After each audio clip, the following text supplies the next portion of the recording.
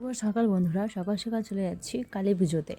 তো কালকে কালী পুজো হয়েছিল পাড়ার এক বাড়িতে, তো সেখানেই চলে গেলাম। স্নান টান করে বাসি কাজটা সেরে নিয়েছি আগেই। তো আজকে আর টিফিন বানাবো না, সেখানেই চলে গেলাম প্রসাদ খেতে। সকালবেলা যেন ঘুম থেকে উঠতে ইচ্ছে করে না, এরকম পরিস্থিতি। কারণ কি বলতো, রাত্রেবেলা শুতে শুতে অনেক রাত হয়ে যায়, আর তার মধ্যে বাচ্চা কাচ্চা থাকলে যা হয় আর কি, বাচ্চা কাচ্চার জন্য সঠিকভাবে ঘুমোয় না। তো আর তার জন্যই দেখো বা সকাল উঠতে অনেক লেট হয়ে যায়। প্রায় উঠি 7টা, পৌনে 4টা, 6:30 এরকম টাইমে উঠি।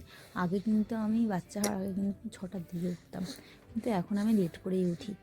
তো আমি কাজকর্ম সেরে পুজো টুজো দিয়ে নিচ্ছি, দেওরের ঘর টর গুছিয়ে টুছিয়ে দেওরের ঘর ঝাড়টার দিয়ে এখন কিন্তু আমি রেডি হয়ে চলে যাব শাশুড়ি মার সাথে পাশের পুজোয়।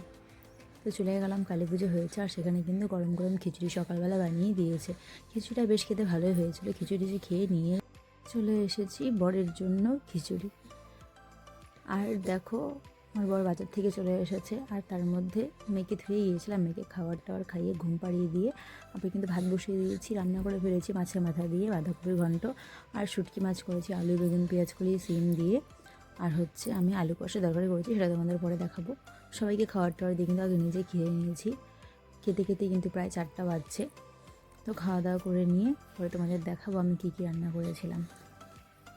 তো আমাদের কিন্তু খাওয়া প্রায় শেষই। আর দেখো, ওই যে আলু কষা তরকারি করেছি বরের জন্য, বর তো মাছ খায় না, তার জন্য।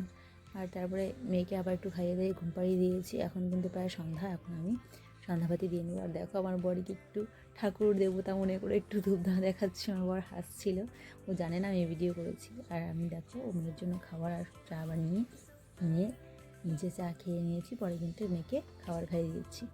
আর ভাবলাম একটু ভিডিও করে ফেলি। শাড়ি পরেছিলাম যেহেতু সকালে, কালকে তো শাড়িটা ধুতেই লাগবে, তাই শাড়িটা একটু পরে একটু ভিডিও করে নিলাম 2-3টা। আর আজকের জন্য এই পর্যন্তই বন্ধুরা। গুড নাইট, তোমার সবাই ভালো থেকো। আর আমাকে কিন্তু লাইক কমেন্ট সাবস্ক্রাইব করতে একদম ভুলবে না।